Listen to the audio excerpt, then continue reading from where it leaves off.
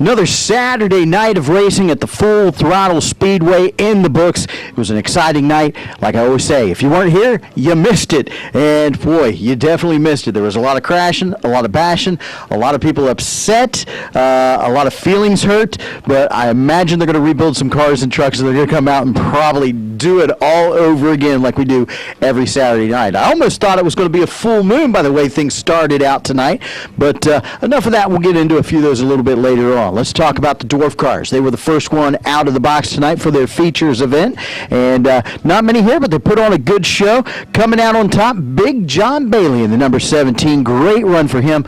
Good to see him back out here winning races again. It was just a couple years ago. They had no motor for that car, no sponsorship, but now he's back into it and showing everybody he's still got what he's got, and that is a fast car.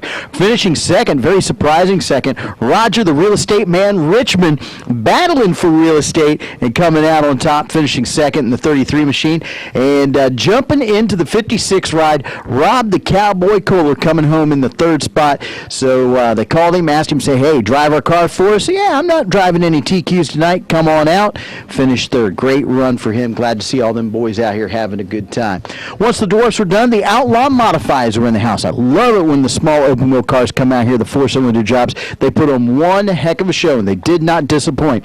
But the one person that was really excited at the end of the night, the 26 of Mike Indy. Mike Indy has been coming out here this year having bad luck all the way. Broken cranks, destroying cars in the walls. Well, not tonight. Coming home in the top spot, Mike Indy getting the job done in style. Finishing second, Billy Campbell, the 00, thought he was going to loop it around a couple times. Hung on for the second spot. Finishing third, Tom Meyer. Can't even read my own handwriting. Tom Meyer in the 04 machine coming home in the third spot. Great run for him. Always glad to see the Outlaw Modifieds here at the Full Throttle Speedway.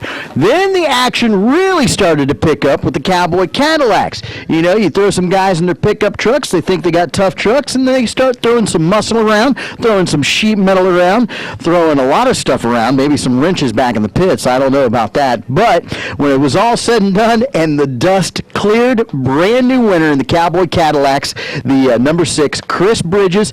Man, he had bad luck starting out in that truck, but they've got it put together and got it pointed in the right direction. Came home the winner, Chris Bridges out of Venice. Finishing second, the number 8 of Mike Bielacki. That truck definitely battle-scarred and wounded, white-walled the tires on it, and but still came out with a good second-place finish. Finishing third, did not show up because his truck was tore up from the floor up. The number 5 machine of Ed Snyder out of Northport. What an exciting race for the Cowboy Cadillacs. I imagine it's probably going to be even more exciting when they come out because there was a lot of people with quite a few drivers with some hurt feelings in that class. But we'll see what happens next time. You'll have to come out and see it. Street stocks were in full effect. We had 21 cars showing up for the night. Ended up starting 18 cars at the drop of the green flag.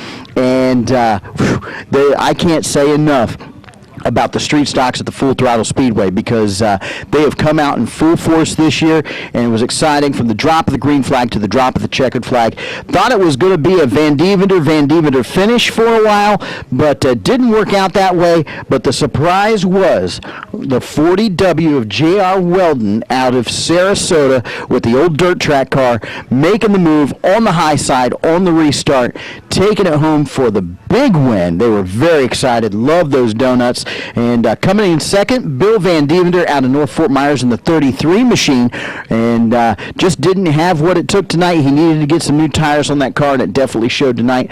Finishing third, Bobby Fisher out of Naples. He was our fast qualifier tonight. Had to make a couple runs from the back of the pack. Came back up through the field with a great, solid third place finish. Nothing to hang his head about there. It's pretty exciting, especially when he didn't have no brakes on the car. That's what he said. But I believe he's a race car driver. Anyway, last race of the night was the Junkyard Dogs, the View Auto Injury Attorney, the Junkyard Dogs coming out. And James Widener out of Mayaca City once again showing us how he knows how to drive a four-cylinder car. Because he takes it to the front in a hurry out here all the time. Finishing second, the 171 of Dalton Ellis, also out of Mayaca City. And James Widener's son, Josh Widener, finishing third. So Yeah, it was a good night of racing. It was fun. We had a good time. I want to thank all the fans that came out to the Full Throttle Speedway, making it an even better time out here. Fans got to go out on the track tonight, get some autographs with some of their favorite drivers from the Street Stock Series out here, and kids having a good time. So once again, you need to make sure you tune us in. You need to make sure you go to our website, www.fullthrottleracpark.com, and find out when all the cars and stars are going to be right here running wide open at the Full Throttle Speedway.